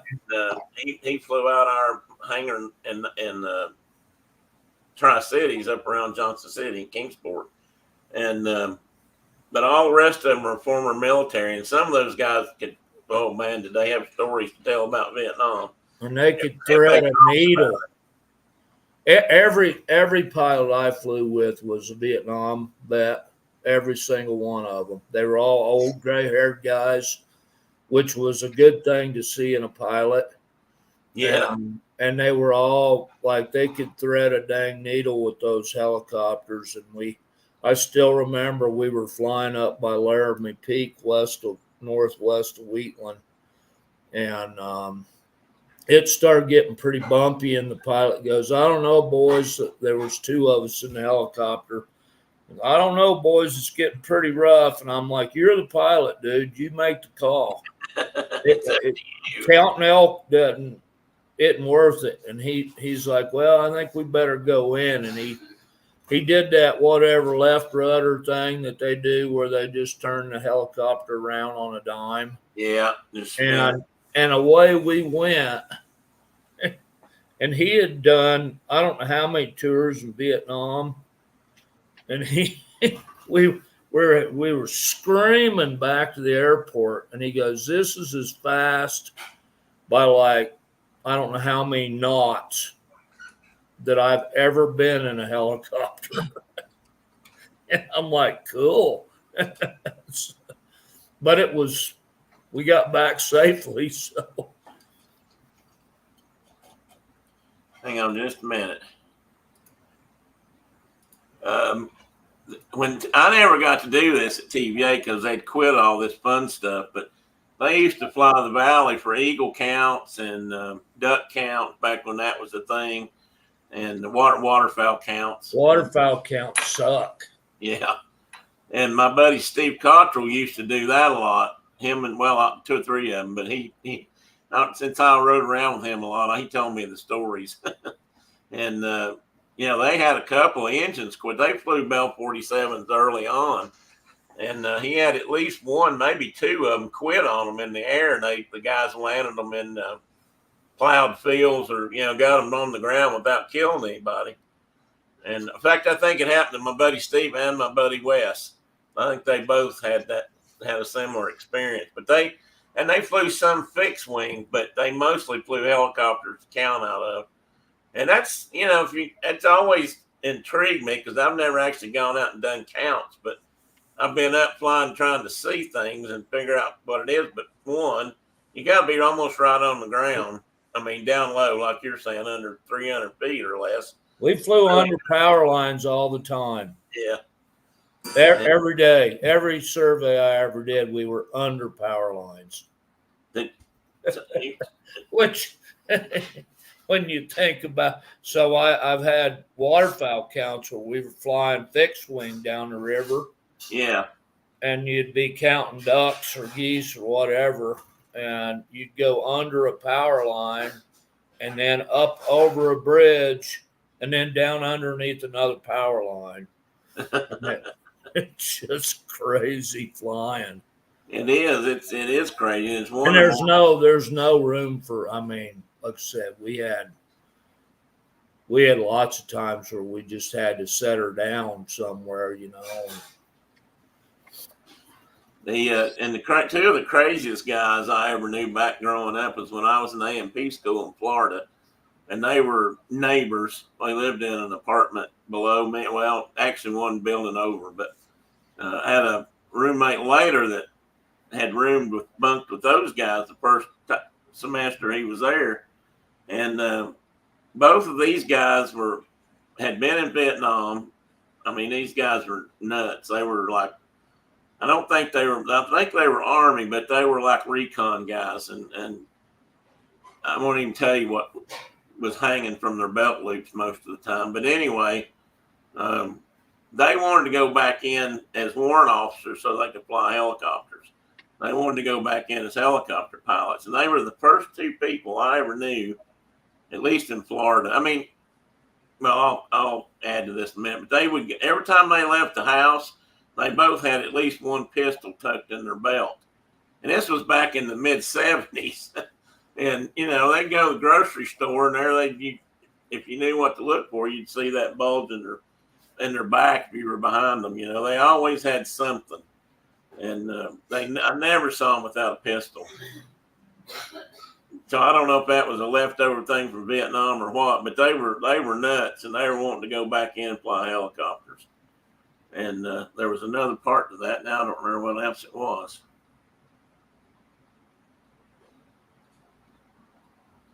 Now, I'll think of it in a minute. It'll come back around on the guitar. But yeah, some of those guys were nuts. We had one guy that he'd talk about it a little bit. And he used to talk about dropping LRPs and that kind of people, long range reconnaissance. And they would fly back into the jungle at night, and they'd have an LZ, and they wouldn't stop flying. Basically, they would just come in, sit down, jumps out, and roll up to the front of the skids. And if you weren't out, they're gone because they don't stop. They didn't stop. They would just dump people out and go. And he said sometimes them guys would wander in 3 or 4 weeks later, after being out in the bush for all that time. But most of them didn't talk about it a whole lot. And I flew with an old Navy pilot. He had flew jets in Vietnam for the Navy. Oh, cool. And then he switched over to helicopters when he got out, and or had learned while he was still in, and was with the Sea Knights or whoever, and got out. And I always ask him which was harder to fly, and he goes, "Oh, helicopters are much, much harder to fly than fixed wing aircraft." even jets. And They got a lot going on. we had a deal where we were up on the kind of the east front of the mountain range, and we're counting deer, and we get closer and closer and closer and closer to this great big rock, big old ginormous boulder, and I'm like, what are you doing? And what had happened was the wind was pouring over the mountain there, and it was just kind of shoving us down. And he's like, oh, I just want to look at that rock. And we finally got pushed out, and he goes, yeah, we were getting shoved into the ground there, and like, if you fight it, there's always a cushion of air, I guess. He said, if you fight it, you're going to auger in. If you like hauling on the collective or whatever, you're going in. And he's like, you just wait till it'll push you out. That's what happened, but we got way too close to that rock. Was the rock? In my opinion. Well, yeah. I don't know if this is the same story you told me one time about coming across the ridge and they just barely topped the ridge and then dropped right back down over it. I think you were counting. That was in an airplane. That was a fiction. Oh, okay. Yeah, that sucked. I was sure we were dead on that one. Well, I'm glad you survived. Because he was doing all that pilot stuff, like cranking handles and doing all that, all that pilot stuff. And it was like we were heading right for that saddle, straight on. Behind the curtain. And he's like, I was behind him. We were in a American Champion. Is that yeah, Aranca. Oh, yeah. That we talked about earlier, except a different model. We were in Champ that. was the aerobatic plane, wasn't it, Phil? Or Champ's aerobatic? No, Satabria. Satabria, yeah. Yeah, he was probably in a 7AC, the little one. So the guy that was, well, he's gone now, but old Bill Cheney, he had one of those when I first started with the department, and then he got a new one. And his old airplane, the stall indicator was always going off. We'd dive down on a group of antelope or whatever, and that darn thing was all in the background because I'd be talking into a tape recorder, doe, doe, doe, buck, doe, fawn, doe, doe, and all you'd hear in the background was. That's not always a good sound. So when he got in line, we're flying, and I'm like, hey, Bill, like, where's your stall? Why isn't your stall indicator like going off constantly like in your old airplane? He goes, oh, it was much more annoying and I disconnected it. Probably taped it down. The noise was more annoying. He's like, I just had to disconnect it. He says, I know a stall when I feel one. Yeah. See the pants pilot.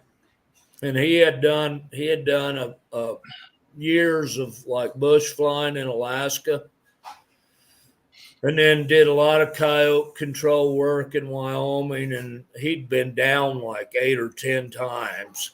And wow,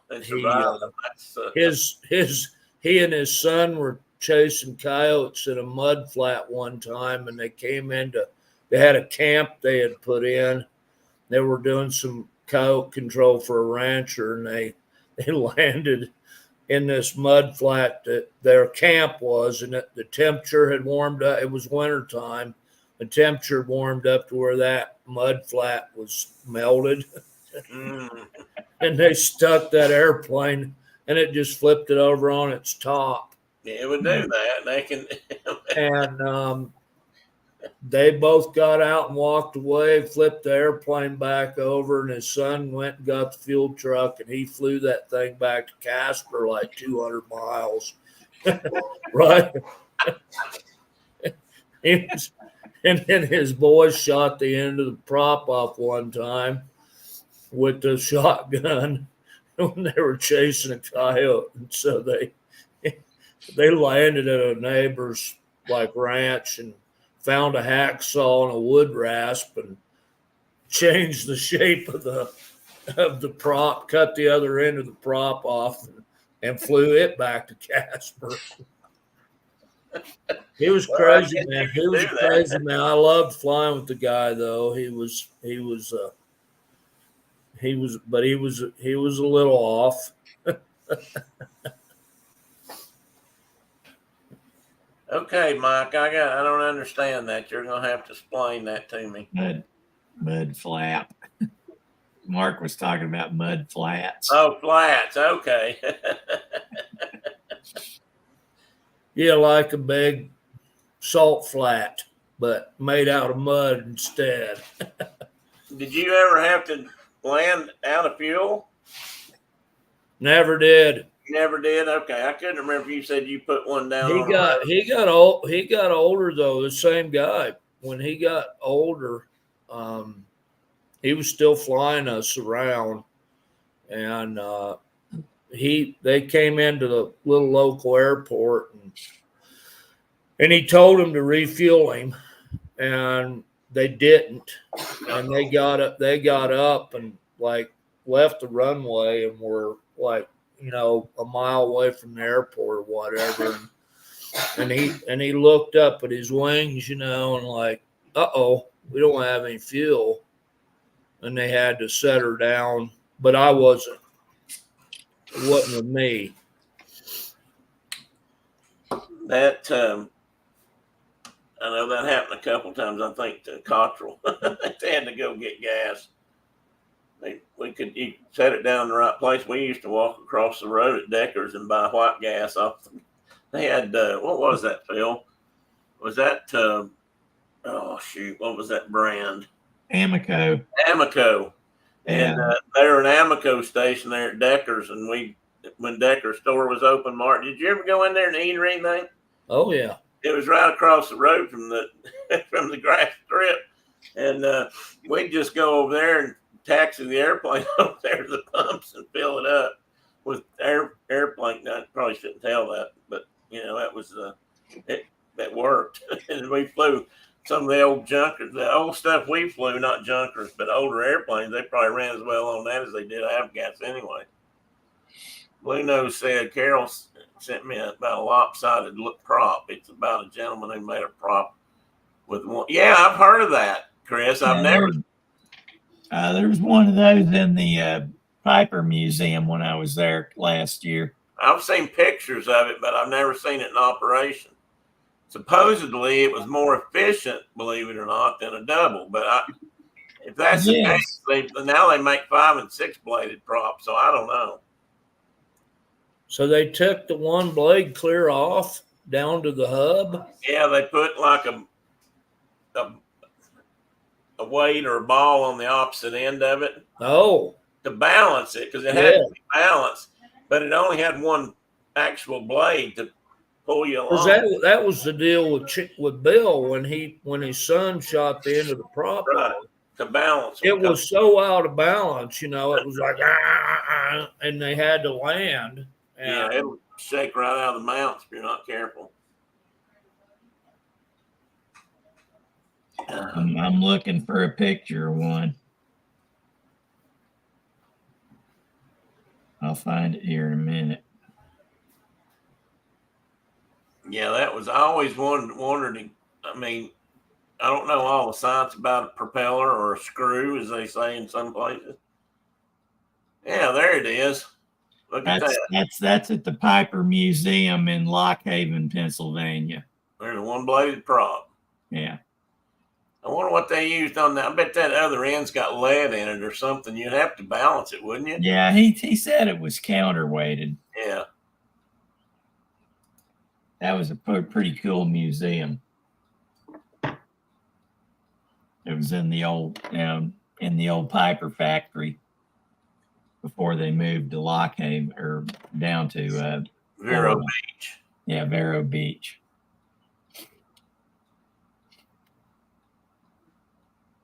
Chris, I sent you a link if you want to drop in and tell any stories, and without typing, you're welcome to. and you can come in and tell us about your time at Oshkosh. Chris has been going to Oshkosh for quite a long time. I think he and his dad got him into aviation, and they used to go to Oshkosh. And I guess that's how you got into hanging out with the Warbird guys, wasn't it? The only Warbird per se that I ever got to fly, and it was a trainer, and that was a Stearman biplane. But man, I loved that airplane. What a neat airplane that was. That's the first thing I also helped put it together. The old man at Johnson City, Carson Baker was his name, the old mechanic up there. That's what he did mostly, was he liked to rebuild stuff, because he by the time I met him, he was in his 70s or his 80s, and he grew up putting together wooden airplanes and, fabric airplanes. So he liked to do that kind of stuff a lot. I used to joke about it, said he used to work on bicycles, and then airplanes come along. He thought they were neater, so he started working on them. Probably not exactly true, but probably not too far wrong. You're muted. Did you know that? Oh, hey there, Owen.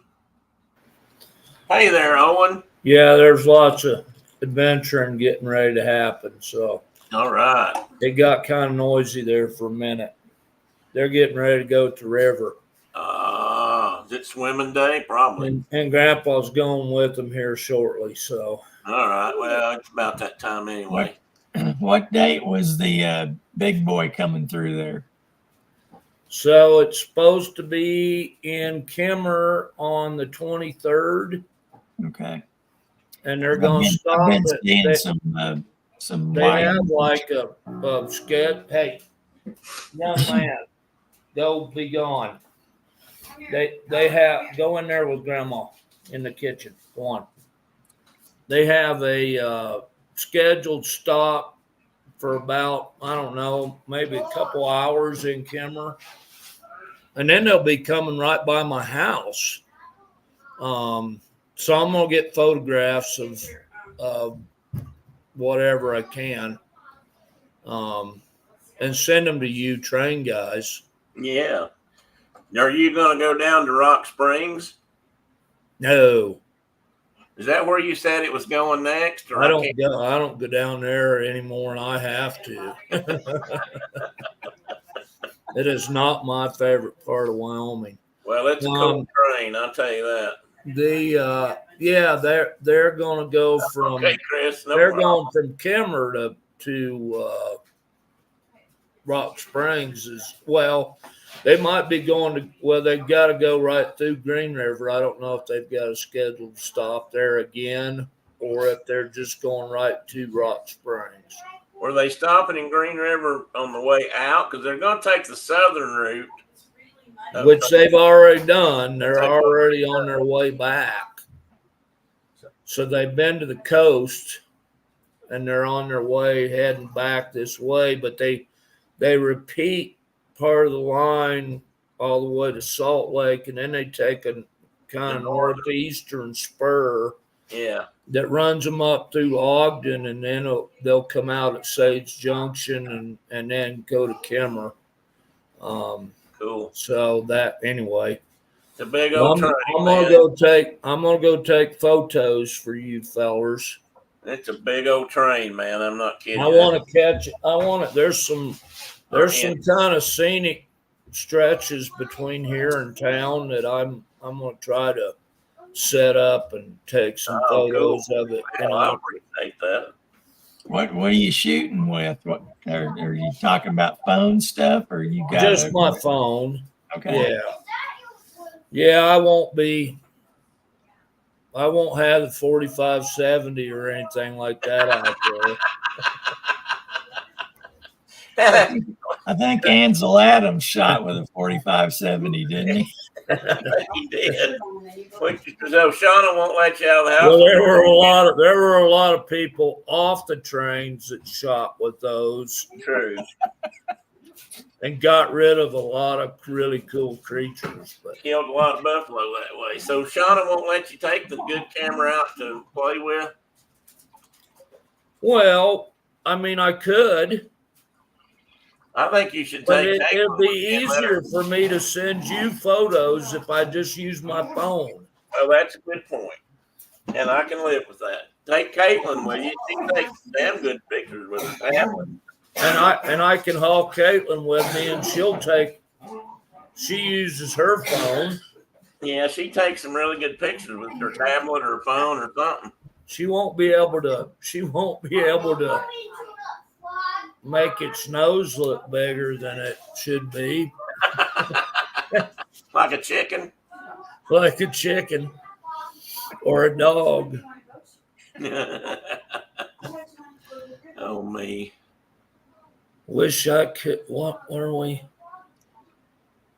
But I'm on. Oh, I told him he wanted to pop into the chat and could just tell some tales. Oh, he could for do Chris, that, but he can't because he's at the Walmart parking lot. He's at the Walmart. God, I can't. It's killing me, but I have to admit I've been in the Walmart down here. Don't have a lot of options over here in Rogersville for shopping, so we don't want. You got a Walmart? And there's a Walmart here, and there's a Food City grocery store, and I think that's it. Don't you have a Home Depot or something like that? Oh no, not here. Murdoch's, Baumgard's. No, we don't have that. We have to go back to. We have to either go to Greenville or Morristown to do that, which are both about the same distance, but it's quicker to go to Morristown because we can run down the 4-lane. Don't take long to get there, but and I'd rather. I mean, Greenville's a better drive, but it takes longer. So Didn't you have a Tractor Supply or something there? We do have a Tractor Supply. That's right. I forgot. Sorry, I forgot about the Tractor Supply. So we've got a Baumgard's, but it's a long way to the Walmart, which is okay with me. Our Walmart's about 5 miles down the road here. Right beside the Walgreens and the chicken place and the fish place and 3 burger joints. You know, it's all right there together at one intersection. Except for, the grocery store is on the other end of town and the Tractor Supply. John said his brother shops in Morristown. No doubt. Well, again, he's got the same problem I got, probably. He's not. John, I drove up that way last week. Brenda and I got in the van. Oh my God! I hope she didn't hear that. We both got in the back of the Mazda, and drove up over the mountain and went to. Didn't actually go into Sneeville. We just went up to Sneeville and then cut back down.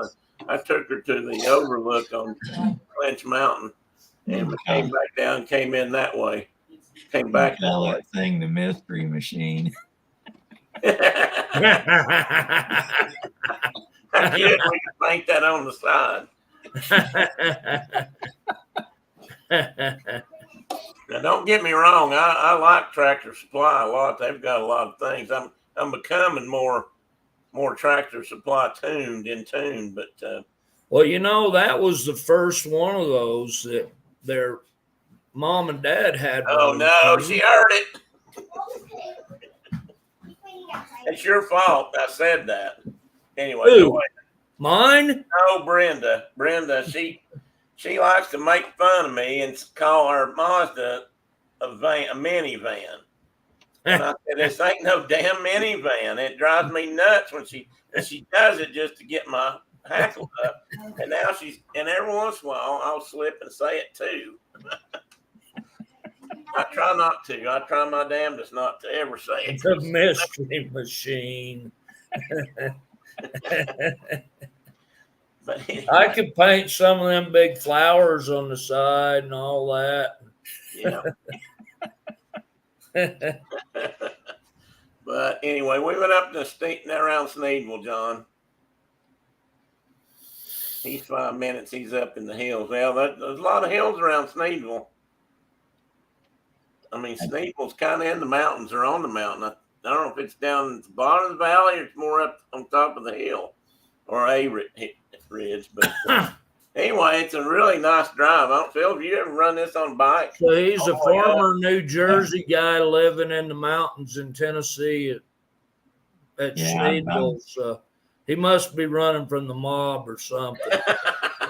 That'd be a good place to hide.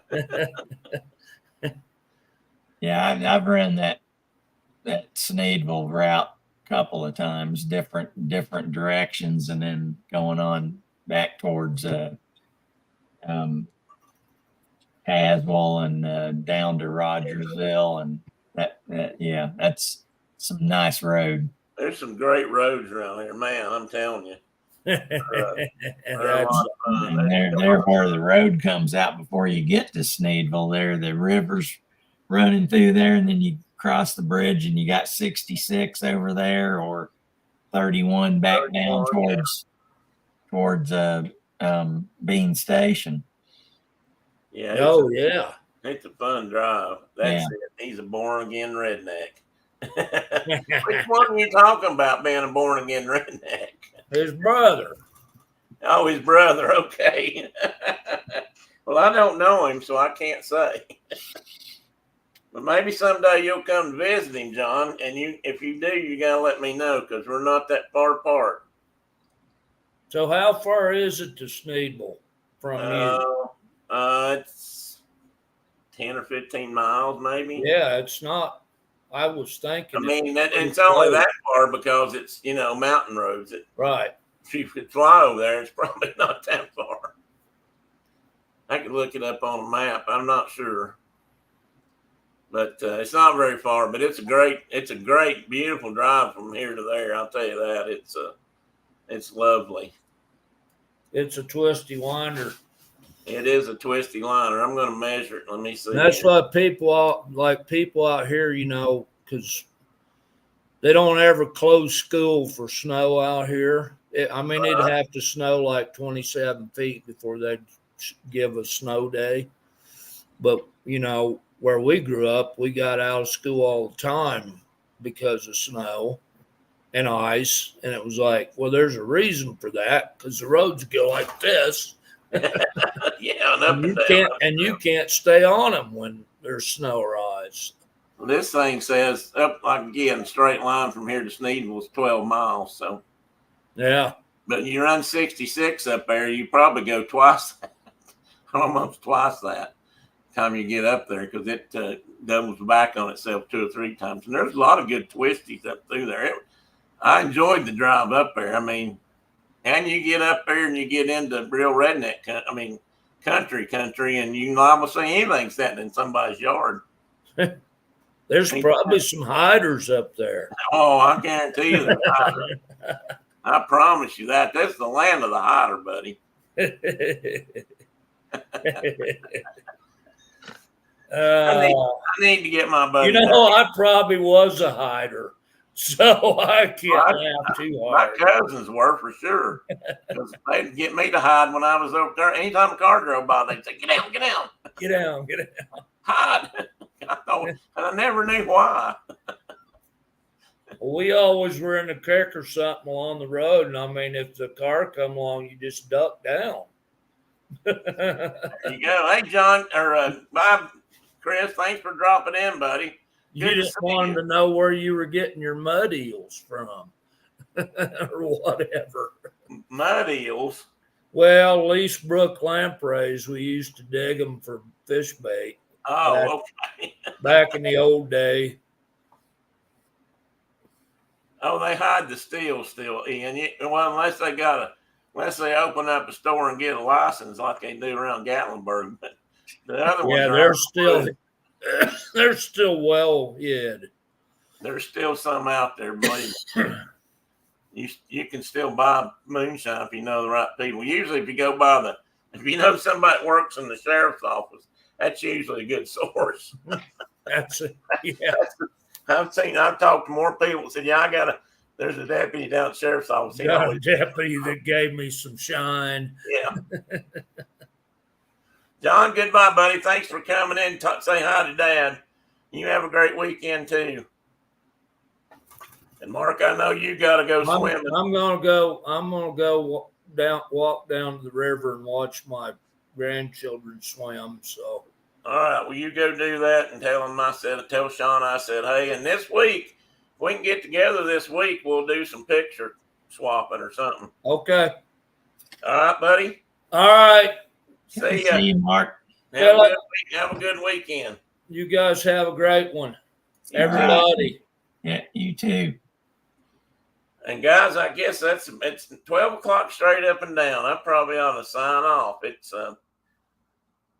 my voice is gone, and Phil's probably got other things to do. Phil, I appreciate you coming in. Well, I always got something to add, that's for sure.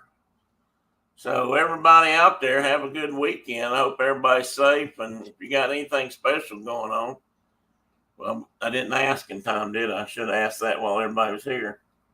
Ian, glad to see you too, buddy. We don't get to see you near enough anymore. And I'll assume, I'll take it now that Mark, you and Mike are two different people. So we'll just keep assuming that. My mark for Mike and I. He might have been gone in, but I'll tell him that. yeah. Phil and I are definitely two different people, just so you know. All right, everybody. Everybody have a great weekend. I'll see you next week. And who knows, we might be back in Africa by next weekend. All right, guys. Take care, Phil. See you later, buddy. Take care.